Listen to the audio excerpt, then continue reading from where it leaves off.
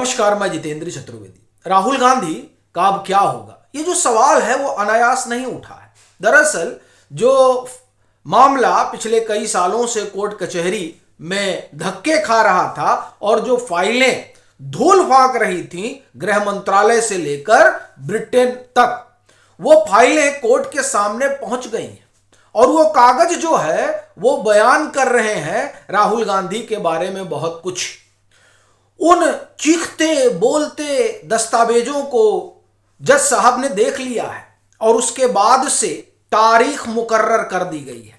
तो अब सवाल ये खड़ा हो गया है कि राहुल गांधी के साथ होगा क्या।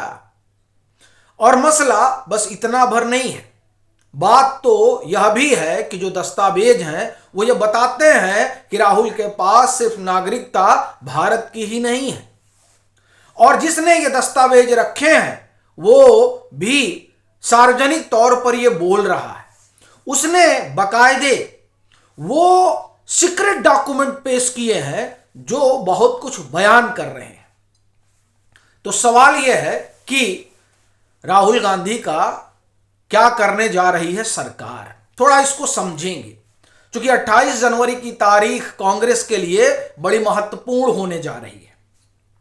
साथ ही साथ यह भी जानने की कोशिश करेंगे कि सुप्रीम कोर्ट में ऐसा क्या हो गया कि कांग्रेस और राहुल गांधी के पैरों के नीचे की जमीन खिसक गई है।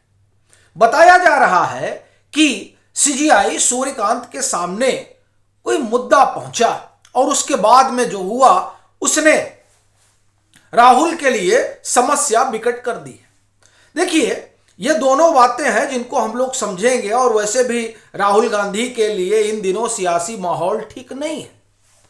हरियाणा हाथ से गया, खूब शोर मचाया इन्होंने, महाराष्ट्र भी हाथ से चला गया, बिहार में टहले घूमे, 16 दिन की यात्रा की इन्होंने और बताया कि वोट चोरी हो गया। योगेंद्र यादव सरीखे अलंबरदार जागरूकता फैलाने के लिए बिहार में टहल रहे थे, अरफा खानम के साथ बैठकर कार्यक्रम करके बता रहे थे कि लोगों के जहन में बात चली गई है।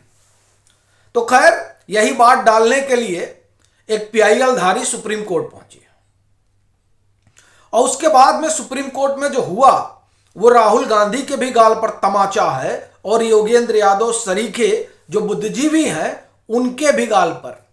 चूंकि ये जो पूरा एसआईआर रोड की हेरा फेरी का ताना बाना है और उसमें ईवीएम को भी शामिल कर लीजिए, चूंकि उसे लेकर भी खूब अभियान चला, ये सब इसी जो आप ये कहें कि वाम धड़ा है।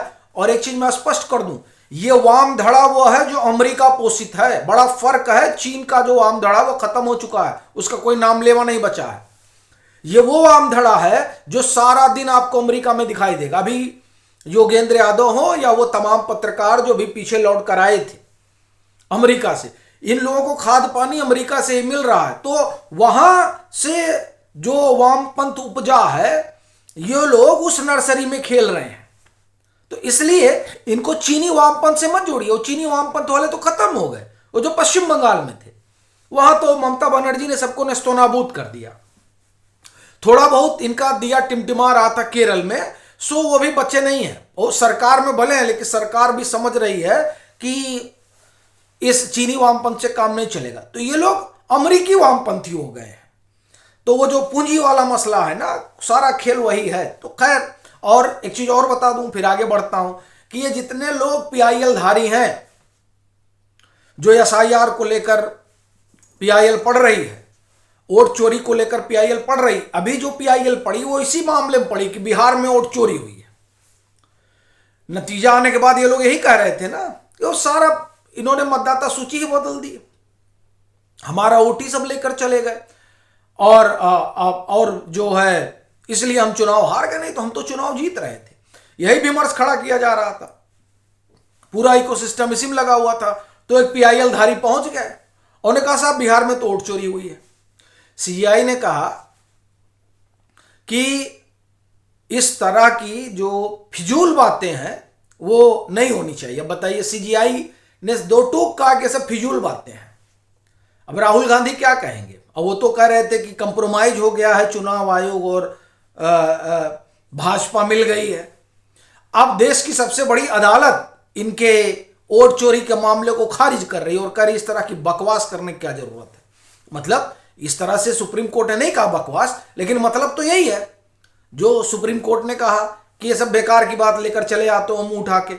और फिर सुप्रीम कोर्ट ने यह भी कहा कि ऐसा है कि जरा देखो इनका जो आय जो इनकम टैक्स रिटर्न है वो भेजो अपना 5 साल का, उसी लिहाज से तुम्हारे ऊपर जो है वो पेनाल्टी भी ठोकी जाएगी। तो वोट चोरी की बात करना एक तरह से यह कहा जाए कि मूर्खतापूर्ण काम है। लेकिन आप देखिए, आप राहुल गांधी को कुछ कह नहीं सकते हैं, उन लोगों को कुछ नहीं कह सकते हैं जो इस मामले को लेकर आगे बढ़ रहे हैं। अभी जो म्युनिसिपल कॉरपोरेशन के चुनाव हुए मुंबई में यानी महाराष्ट्र में, आप देखिए उसको लेकर क्या कहा जा रहा है। हार गए बुरी तरीके से, जनता ने खारिज कर दिया, और वो भी तब जबकि महाराष्ट्र से ही उठा था ये वोट बढ़ा दिए गए, वोट काट दिए गए, ये वाला मसला। राहुल गांधी ने खूब अभियान भी चलाया, प्रेस कॉन्फ्रेंस वगैरह भी की, लेकिन उसका हासिल क्या रहा? उसका हासिल ये रहा कि महाराष्ट्र की जनता ने इन लोगों को खारिज कर दिया। अब खारिज होने के बाद में भी कह रहे हैं कि ज्ञानादेश है।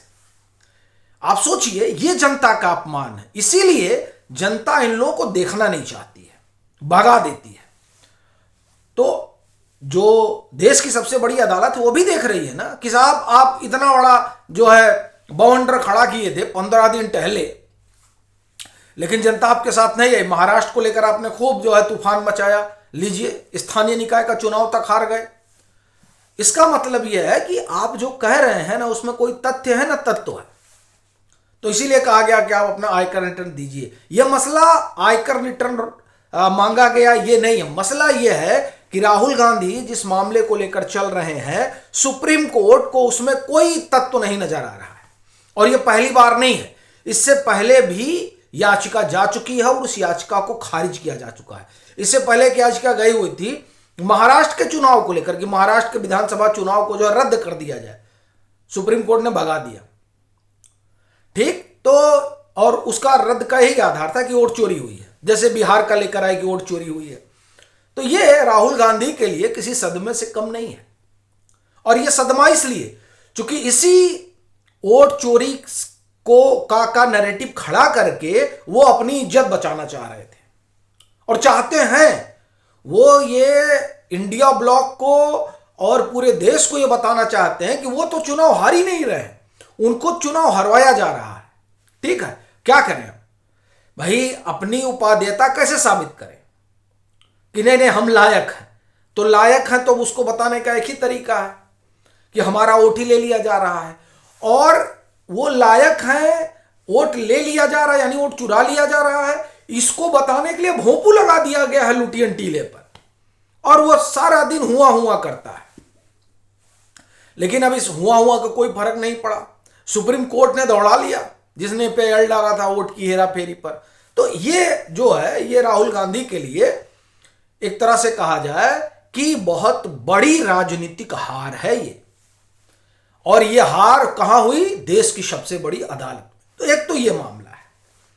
दूसरा, देखिए राहुल गांधी नेता प्रतिपक्ष है, और अगर किसी पर यह आरोप लग रहा है कि आपके पास 2 पासपोर्ट है, आपके पास 2 जगह की नागरिकता है, और आरोप के साथ साथ कागज भी रखा जा रहा है। कहा जा रहा है कि लंदन की एक म्युनिसिपल उसमें कॉरपोरेशन में ये जो है वो मतदाता सूची में इनका नाम था 2004 और 2009 में संभवतः कहा जा रहा है। ये तो गंभीर बात है ना भाई। अब मतदाता सूची में नाम तभी होगा ना साहब, आप मतदाता तो तभी होंगे जब आप वहां के नागरिक हो। तो अगर आप ब्रिटेन के नागरिक हैं तो भारत की नागरिकता तो स्वतः खत्म हो जानी चाहिए। तो सवाल ये उठ रहा है कि क्या राहुल गांधी की नागरिकता जाने वाली है? और ये सवाल उठने का सीधा कारण है कि दस्तावेज रखे गए हैं, और उन दस्तावेजों के आलोक में कोर्ट ने कहा है कि हम फैसला सुनाएंगे। फैसला 28 जनवरी को आना है।